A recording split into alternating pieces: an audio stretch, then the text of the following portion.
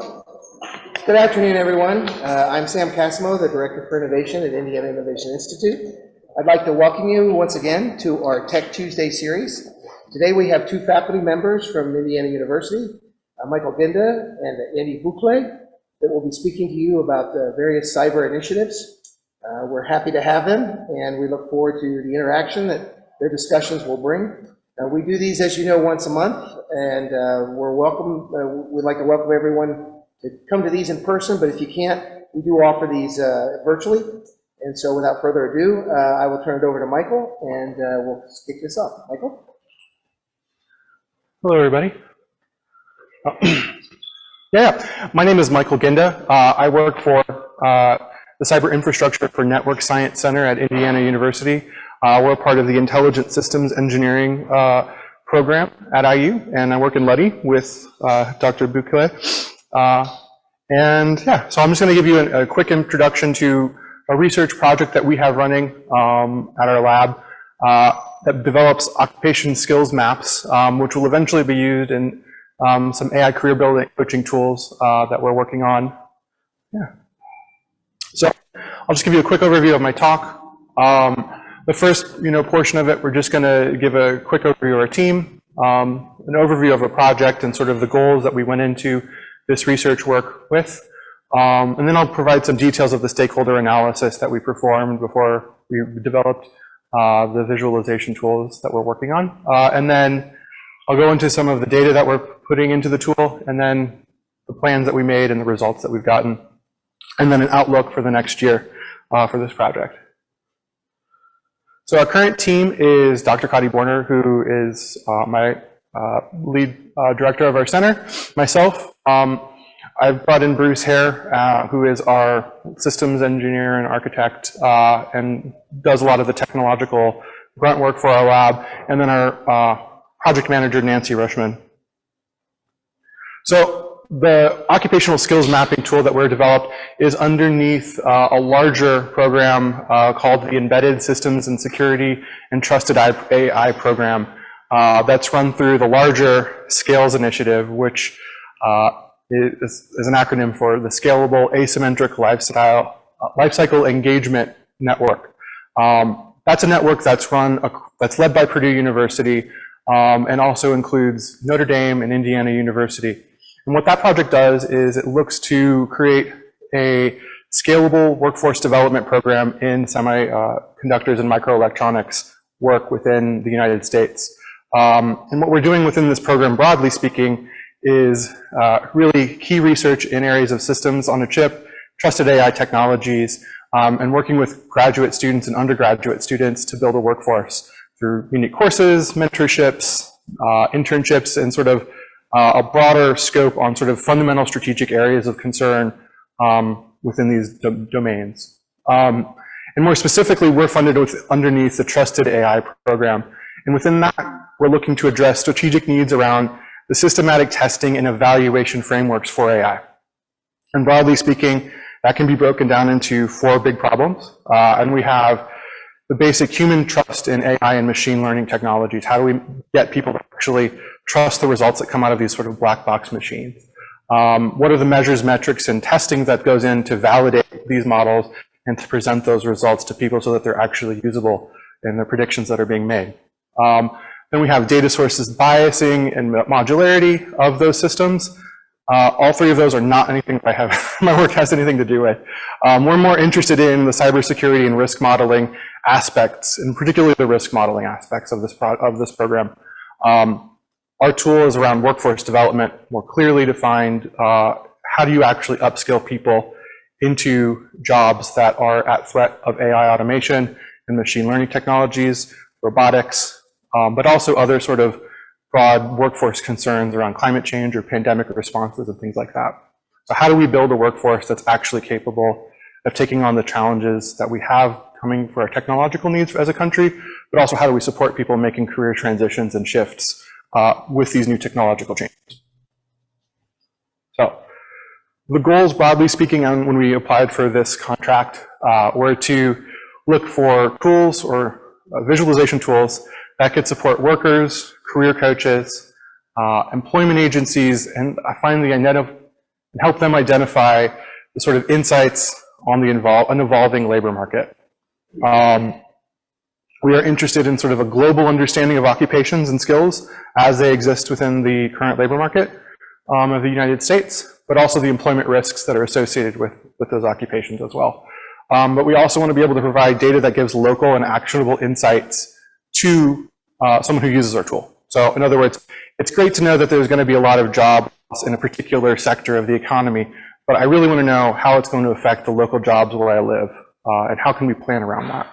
So these are sort of the questions that are coming in that at least initially inspired us.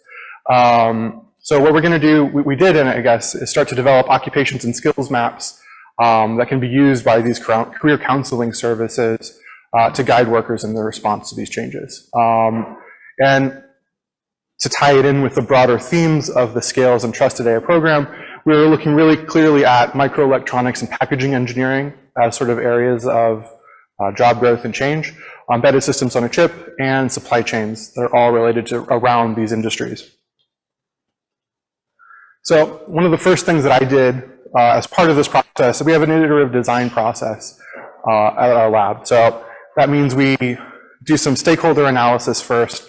We try to get a lay of the land. We identify data, develop analysis and visualization tools, and then cycle through that based on our production results multiple times. And so the first step I did was to go and find out what the US government is actually producing in this area. So I explored a lot of tools that were created by the Bureau of Labor and Statistics around occupations. So they produced this really interesting, dense tool called Get My Future, which is basically any question that you could have about job, occupation, job searching, what skills you need, what education programs exist, are all sort of within this tool. But it also connects to this other tool like My Skills, My Future. Like, what are the skills that can be used? And then how can I predict my future? Then you have another tool called ONET, which just provides the definitions of skills and the different types of occupations, broadly speaking. And that actually ties into this other program called My Next Move. So there's a wide ecosystem that already exists of federally funded tools. So one of the questions that we had going in is, what can we do that differs from what all of these other sort of services that are being provided? How can we actually show things to people in a way that can also tie into other resources as well?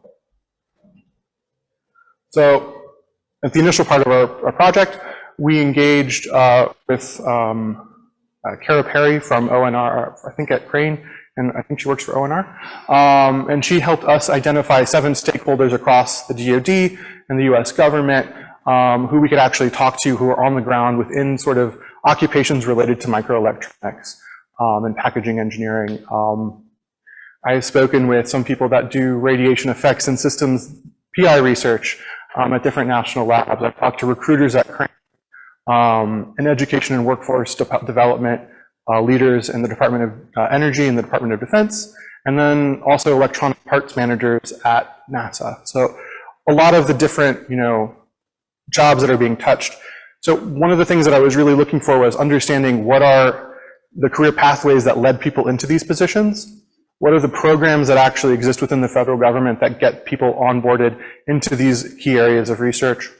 And sort of what are the education requirements, and what are their personal outlooks for these positions into the future? Are these jobs that are being hired by the federal government at a high level at risk of automation or of AI?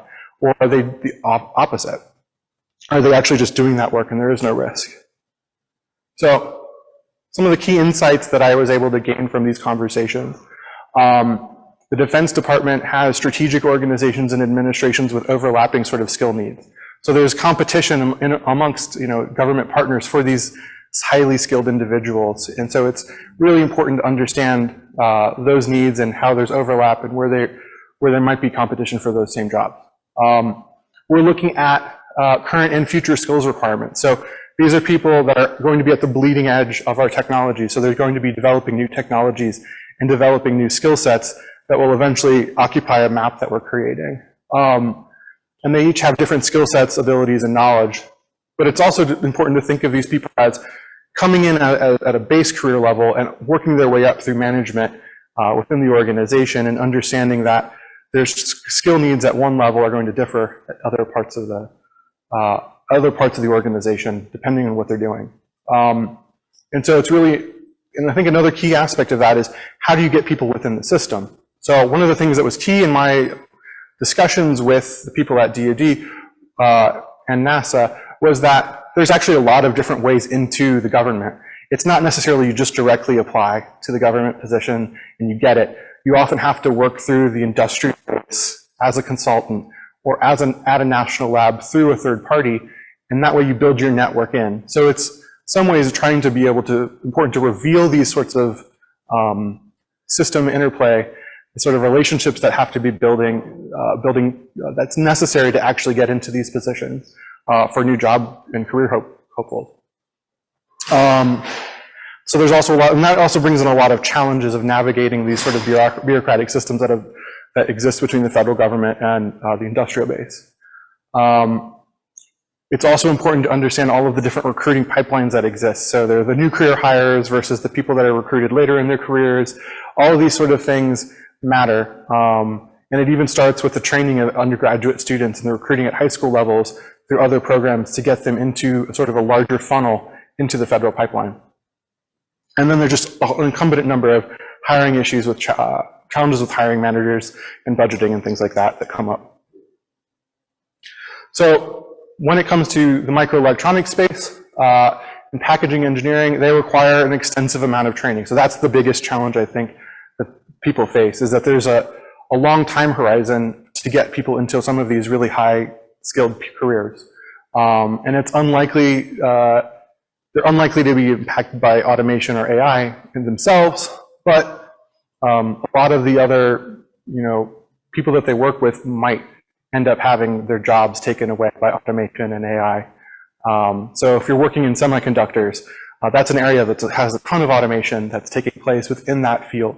But the people that are designing the chips, the people that are actually doing the sort of technical work that gets to these really solid technologies, they're not necessarily going to be at risk. So it's trying to understand the multiple levels of the workforce to understand the different needs that different stakeholders will have. The strategic need is now. In other words, we really can't wait to get these technologies developed and implemented, but we also need the workforce now to actually do that. And that's one of the biggest challenges I think that we face as a country within these areas, and particularly around getting US citizens interested in these positions. We have no problem in my lab of getting students from international countries to work in our lab, but finding US citizens to actually take up our positions can be a real challenge. So I'm just speaking from my personal experience. So again, the challenge begins at identifying and capturing people from the high school level on. And a lot of the times I found from talking to stakeholders, that's through robotics programs, that's through women in STEM programs at high schools, computer coding programs that can then get people interested in technology and then into an undergraduate program that can support them. And these happen at a local level, and that's where the local networks really matter when getting these sorts of programs off the ground. And finally, I think the new grad entrants have challenged, like I said, navigating those institutional relationships. So somehow finding a way, a tool or a service that can help navigate those processes for new hires, I think that's something that a career coaching tool would be really useful to have as an end goal. So after all the stakeholder analysis was done, we went out and tried to identify the right data sources that can help us build an occupations and skills map. So on my end, that's sort of where I come in. I was in charge of identifying 3 major resources.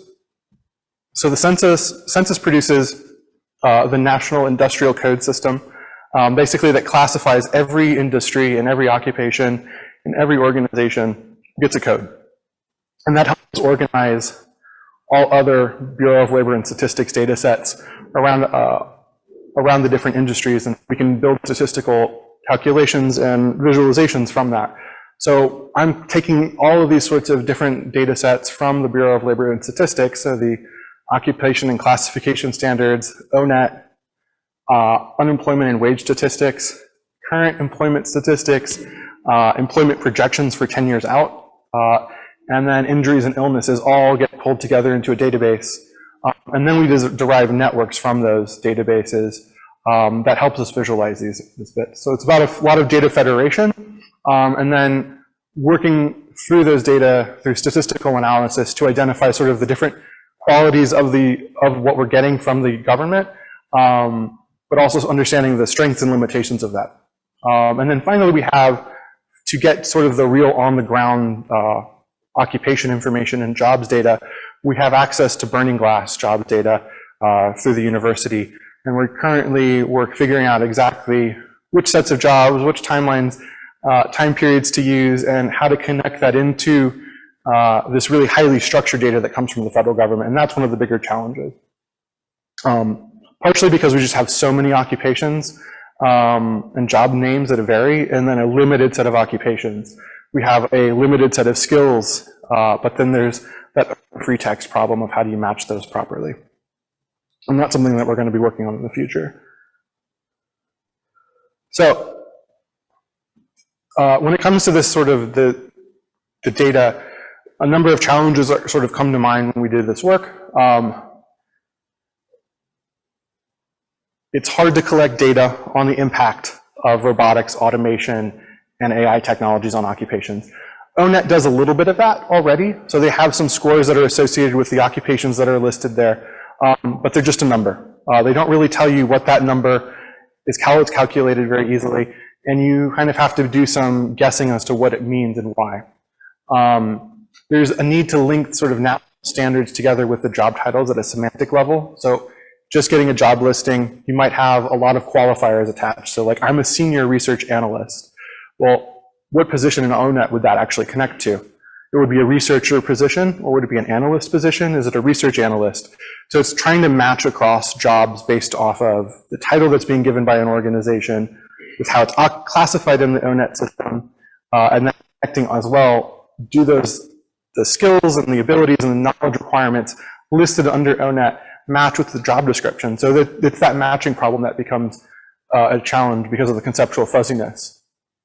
Then we have strategic needs and jobs or skills are novel. So there's a lot of emerging skills that are coming out that we don't have listed in ONET yet. In other words, someone doing, certain types of packaging design with a new technique that's just come out, it's going to be listed in ONET because they're looking for hard skills or soft skills or 21st century skills that are easily to define and easily, pointed to a given occupation. So that's another unique challenge that we face with using this sort of open data set from the government, is how do we build in new terms and new skills that make it usable in the future. And then there's that sort of institutional knowledge and industry knowledge that's not being captured within ONET at all. And then another aspect is seasonal versus non-seasonal occupations and jobs. That's not something that we're really considering yet. But we have opportunities as well. So on the converse side, we have the chance now to develop really proximal measures of risk and strategic need for every occupation that's considered by ONET. What are the current, and so what we're thinking about is what are the current employment needs, what are the employment projections that are taking place 10 years out by the federal government, what are the injuries, illnesses, and sort of other fatalities associated with the job, what are the risks, in other words, that are taking place just personally when you take on a position, how many job postings, what are the skills connections, and how common are they? Some skills are really widely dispersed across occupations, other jobs are really limited and highly specialized. And it's important to know what those are when you present that information to the public. We can also do natural language processing methods to different job listings to extract those skills and begin to do a matching process when we tie in occupation with jobs data. And so those are some of the other. So with all of those sort of considerations about the data in mind, we did a number of data analysis with the ONET occupations data that we put together. We created a number of occupation and skills multi-edge networks. So in that regard, we're taking the hierarchical ONET data set, which classifies occupations, skills, abilities, work activities, work responsibilities, and a number of other insightful categorical groups into a set of individual nodes, and we then looked at we translated that set of relationships into an undirected bimodal network that we then visualized. We've also applied a number of other techniques, including self-organizing maps, to take that same data and try to generate another type of layout or view and see how that compared to a network visualization. We started looking at risk measures associated with skills and occupations, in particular around automation and machine learning, and we'll eventually add those into the visualization work. And then the strategic needs and skills of those occupations, and what are the essential common skills, and then what are the special skills in demand. And then finally, the employment opportunities for job and how those can be localized for a given user. So with our visualizations, we looked for occupations and skills network maps. We're interested in developing maps that have interactions so that people can actually explore the data set themselves rather than just looking at a static visualization. So we wanted to have filtering on the fly, zooming in to details on demand, and having details on demand when you hover over and click on something. The map should be something that is able to reflect the user's interests and values. So in other words, what are the things that, what are the education they have? What are the skills that they already have? What are the things that they're disinterested in? I don't want to do, certain types of work because it's just not my thing. It could be that, I don't want to work in an office all day. I actually want to work outside. How can you make a tool that actually provides someone the opportunity to identify the careers and pathways that they're going to take that align with their values? We also want to be able to show eventually where someone starts in their career and where they go based on the decisions that they make throughout their career. We also want to have regional geospatial maps. So we want to be able to show projected occupational roles and other sort of labor statistics. We also want to be able to locate educational opportunities that are near a person so that they know that if I wanted to be able to get this job and I need X, Y, Z skill, I can go to this program and get a certification or degree or some other training that will help me secure that position. And we also want to be able to provide detailed descriptions that really show what's embedded within ONET as a database. So there's a lot of information that's hard to pull out, or you have to go across multiple different tools to identify all of the aspects of it. So this is a good way to think of, to understand ONET. ONET is itself a classification system. So you have all of these different ordered elements, but then you also have links across these elements based on their occupation. So an occupation will have a rating against all skills that are in ONET, all abilities within ONET, all knowledge within ONET, and we get a complete network that comes out of that. And then it's our job to filter that network to something that's usable for a visualization. And then what we do, how we tie in the Bureau of Labor and Statistics data sets is through the occupation classification codes. So these two systems align right here in a way that we can tie all of these data sets together. And then you can also then project onto the knowledge, abilities, or skill a salary range, or the total population that should have this skill within the economy can also be made through translating through occupations to the abilities and skills associated with them. So our first network that we created was pretty simple. We just took the entire ONET network that we were able to extract, and I put it into R, and I used iGraph, which is a suite of network algorithms, and I applied a number of community detection algorithms. In this case, it was Blondel community detection and the Spinglass community detection algorithm. Both of those are optimization algorithms that work to identify group membership in membership groups versus out membership groups. Blondel does it through the optimization around modularity, which is basically a nice way of saying, or fancy way of saying, I'm more likely, the denser my community in connection, there should be a higher density of relationships within the community than outside of the community.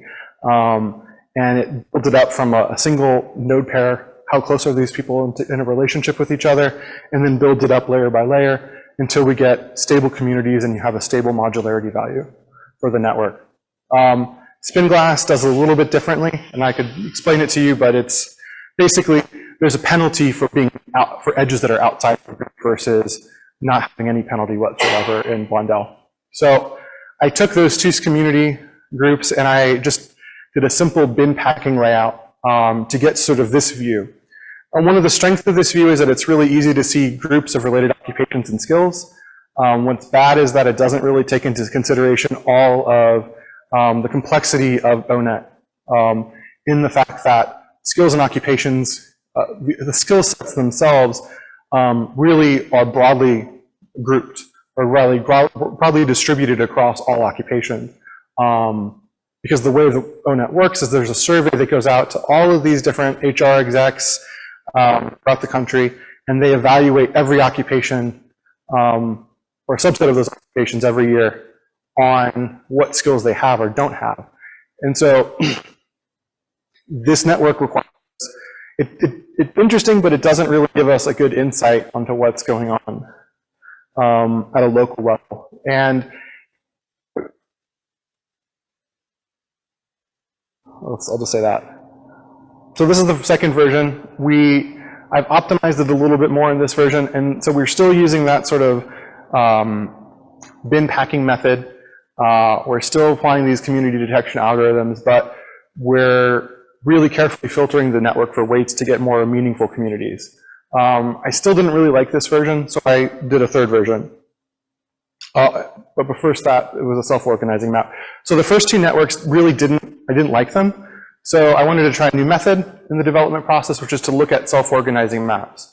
And in this case, you basically can throw in all of the data from the network. Nothing had to be filtered out.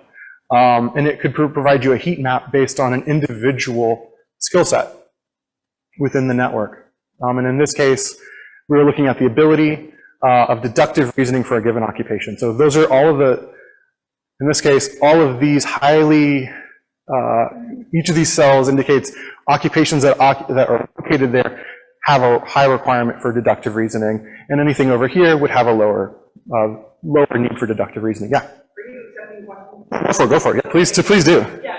So I was in late, so sorry if you already covered this. So based on how you're able to extract data and data now, are you able to utilize data to create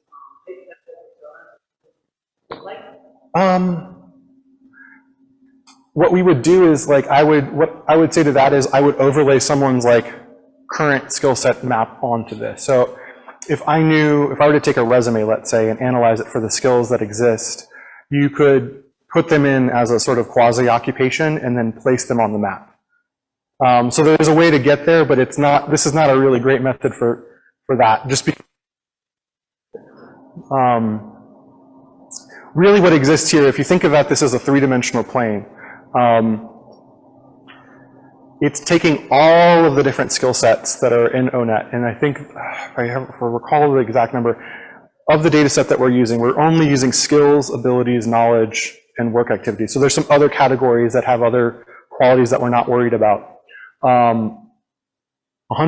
think 152 variables, and so either 152 columns, I think 1,018 occupations, and each of them are evaluated and weighted. So I took that big table, threw it into this unsupervised machine learning algorithms for self-organizing maps, and it's going to localize an occupation to a given cell based off of the whole attribute, all of the 152 attributes of a given occupation. Yeah, that's really interesting. I'm going to talk more about that. Yeah. And the real challenge, what was great about this particular method was that you did get a map, and it did sort of make sense. The real challenge is the fact that ONET is, when you understand how ONET is developed, it is updated every year, but it's only updated every year in segments. So you can't do really good temporal analysis with it because it's not a new version every year. Some occupations have really good detailed skill sets that have been really well analyzed by the HR folks in the country and some specialists. Other occupations have really poorly defined skill sets. And so they're not fully defined. They have most of the data, but they're missing chunks of it. So what you'll find is that there are certain skills that get listed here, and you were to look at just the view of that particular skill, you'll see there's a big chunk of like, this corner actually means like they lack any sort of analysis on this subset of knowledge skills. So we don't know anything about the knowledge requirements because they just weren't evaluated on knowledge. And so what this process ended up doing was able to identify, okay, here are where there are some strengths and weaknesses within the actual data set itself, so that we can understand how do we have to filter this data to get the most usable set. And so at the end of the day, the interpretability of these results was just really too difficult for even myself, that if I'm an expert and I got my hands in the data, I can't explain it, a user's not going to be able to understand it as well. So it was really good to do an exploratory analysis, see the results that can be produced, and then say, like, that's not going to work for us, we got to move on. So I went back to the networks. And so in this approach, I'm taking certain parts that worked within the first network. So I do like the community detection aspects of the network, but I only want to use one of the community detection results. But I want to be able to leverage as much of the network as possible, but also make it intelligible for users. So in this case, what I did was I took the whole network, put it into Gephi, which is the visualization analysis tool that we're using in the lab for sort of exploratory work before we put it onto the web in a more static version. And what Gephi is really great at as a tool is that you can do a lot of network filtering based on the relationships, qualities that you give it. So in this case, I knew what all of the organizational nodes were, or occupation nodes were. I knew what all of the knowledge nodes, all of the abilities, and all of like the skills. And I could limit the graph of the network to just the parts that I cared about.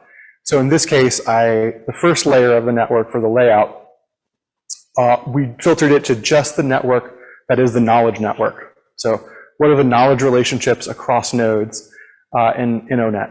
And then I applied the community detection algorithm, the Blondel community detection algorithm, and we pulled out all of, I think, 8 clusters. And then I used the circle pack method to get the general layout. So each of these 8 groups now we can say each of these clusters is defined by the knowledge groups that are, in other words, this group of occupations share most of its relationships with the same type of knowledge requirements as those in it, and anybody outside of it is going to have a different set of knowledge requirements for their job. After I did that, I took each of those clusters and then all of our skill nodes or skill elements, so the abilities, knowledge, and skills and work activities, and then I created localized regional maps of those occupations with all of the skill sets. So what that is capable of doing is we can see a general profile of the entire occupational outlook for the country as defined in ONet. And we can also take regional views. And what that allows for us to see is that skills are broadly applied across all occupations, the way ONet describes it. But there are similarities based on their knowledge requirements. So the different colors of the different communities. So I'm just coloring by the different communities that have been identified by the algorithm.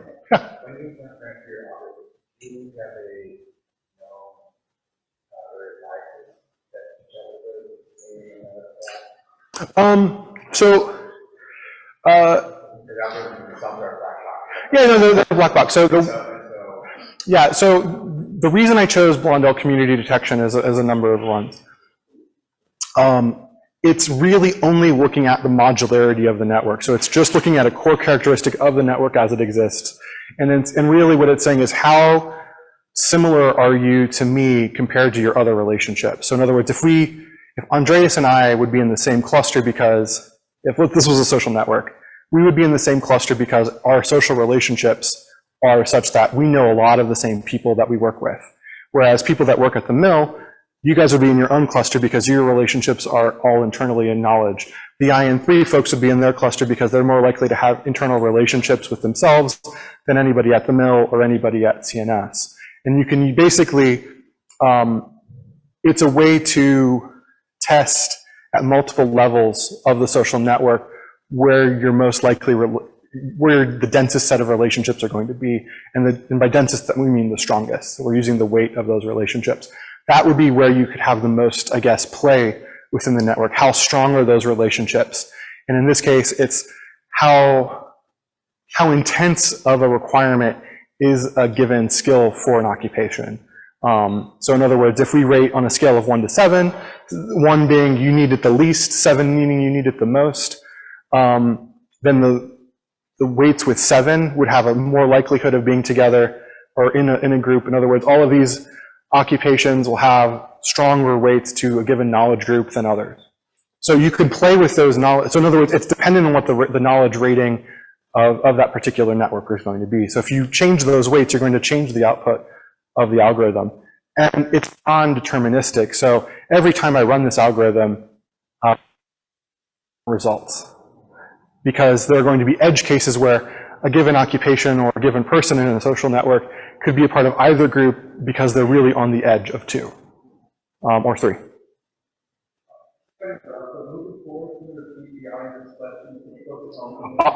Okay, yeah, sorry, no worries.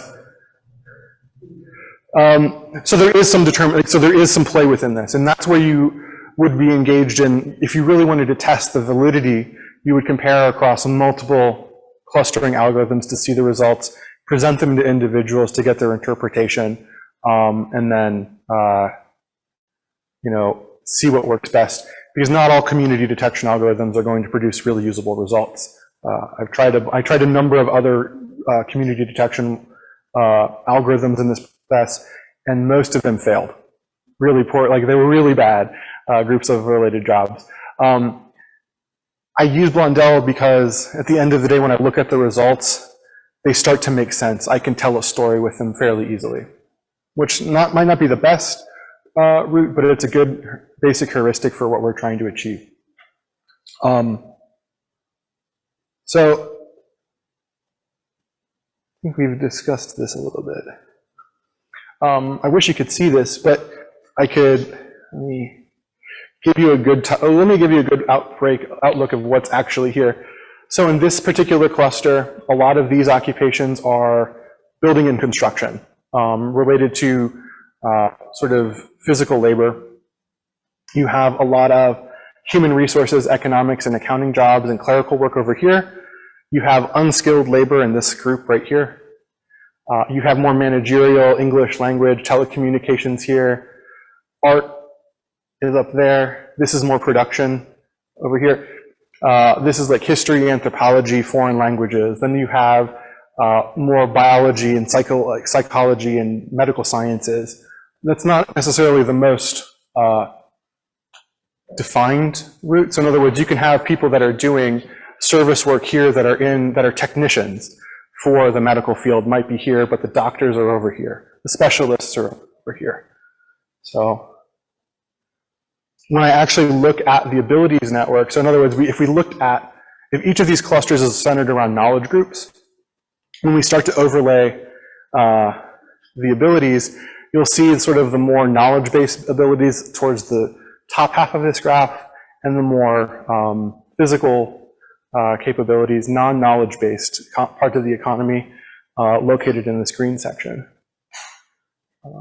Cool.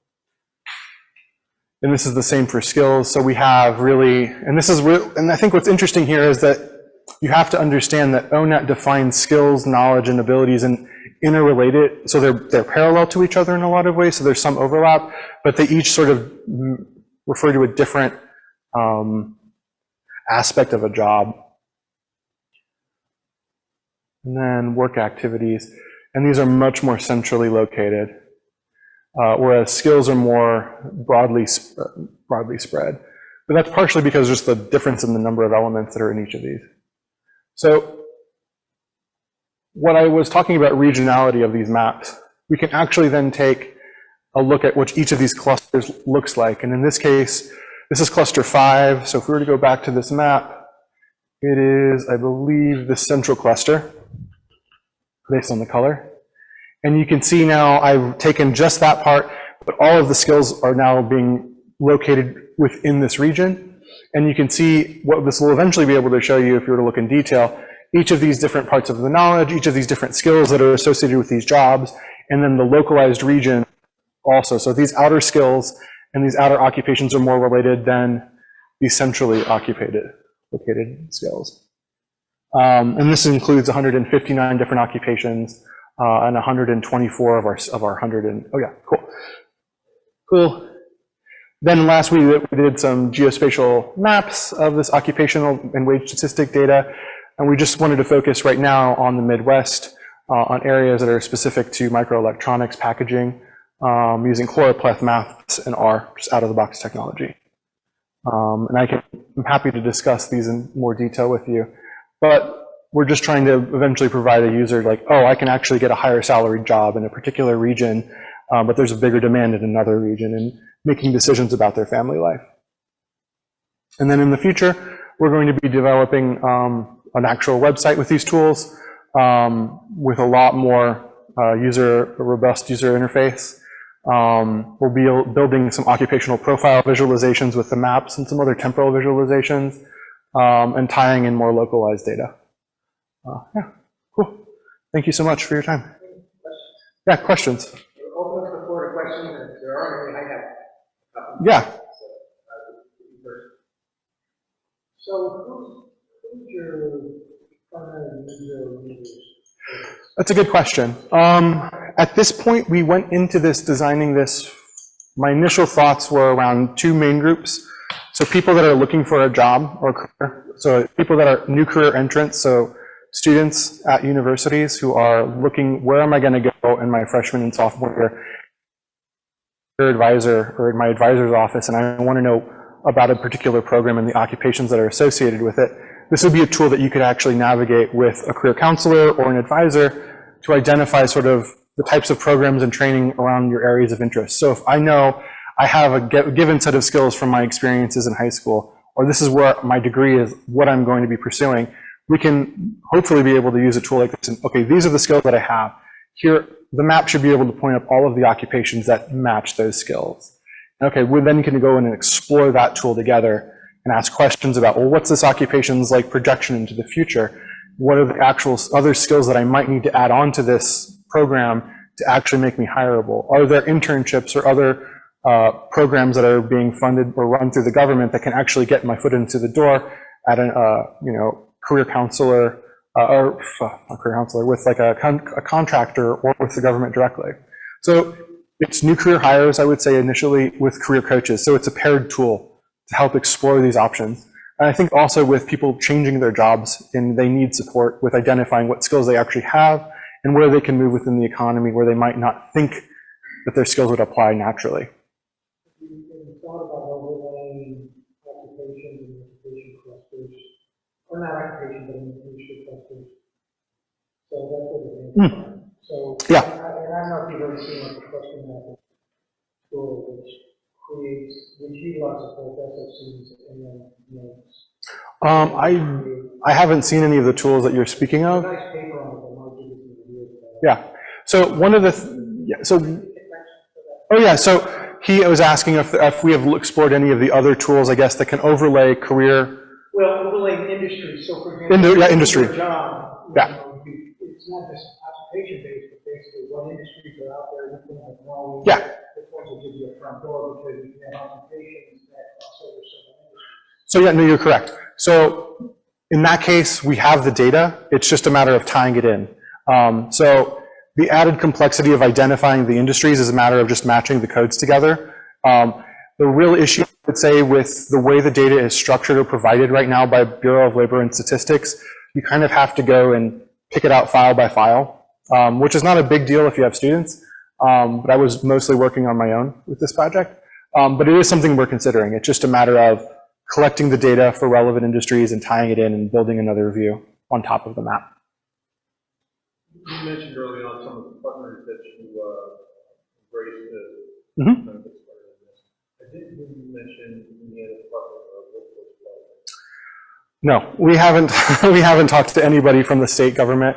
And there's another. I mean, we didn't really. There's a number of other groups that we didn't talk to that we're looking to talk to into the future, and that includes just students. How would they actually use a tool like this? What are the decisions-making process? What are the questions that they have? I think the real issue is we were focused, because of the program that we were underneath, really focusing in on the Department of Defense and sort of the industrial base for the given program.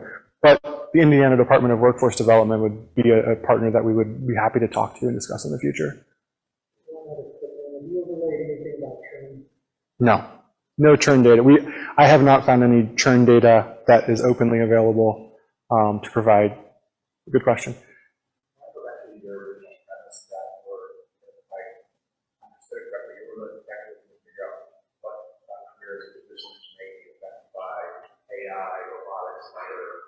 Yeah. And look at that kind of revolve around stuff that would not be relevant to that in my view here. I mean, back at this construction job, they're not really going to be altered by AI.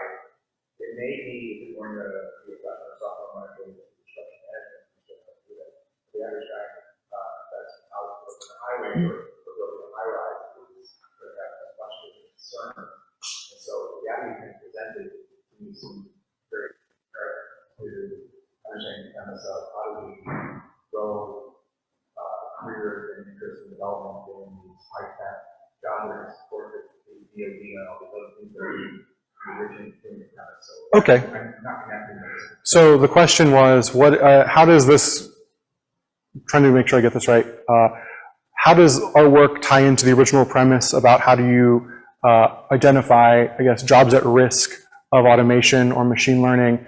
How does that address the needs of people that are not working in higher technology areas of the economy? So your construction workers, your laborers. I would say that I take your point. I think part of the issue is that we're trying initially to just identify data that could actually be built into a map.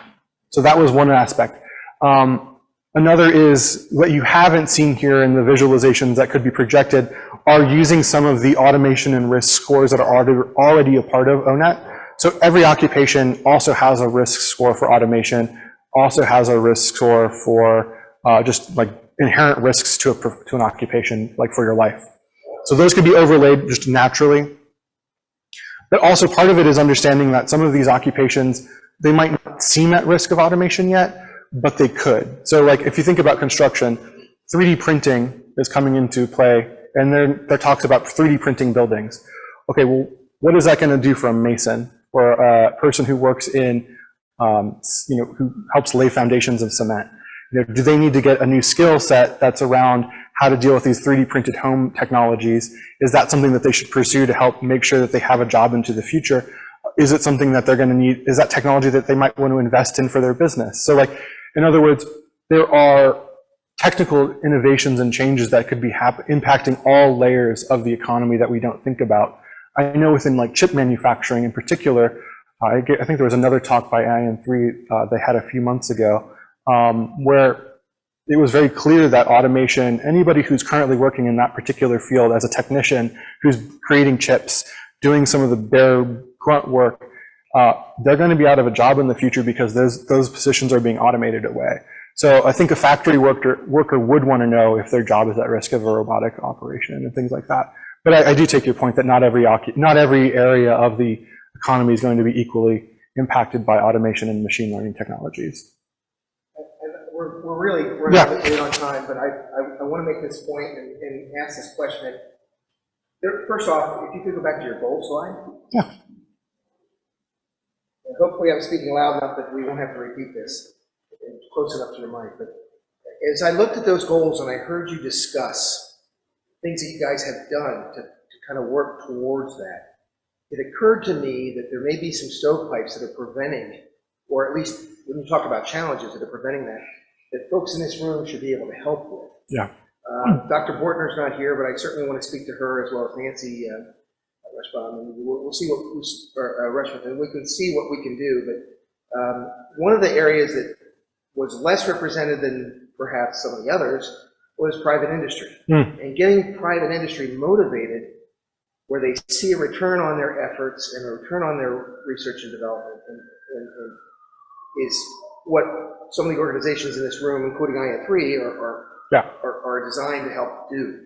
And so the leading question that I will ask you then is, as you look at the goals and then you look at the challenges, what do you see are the next key steps in the next 12 to 18 months, and then perhaps beyond, that helps you get to the next level so that we can get this where it has the potential to go? I think our biggest challenge is now getting a tool off the ground and testable. So in the next year, we plan on getting a website built, beginning new user studies, so connecting with people in the industry who might be hiring to see how this represents their occupations that they're actually listing. Is this actually an accurate representation based on the federally available data? So if someone were to come and say, I want this particular type of position, and these are people that are hiring it, are we communicating what's accurate and the most precise data to those people that are looking for those occupations?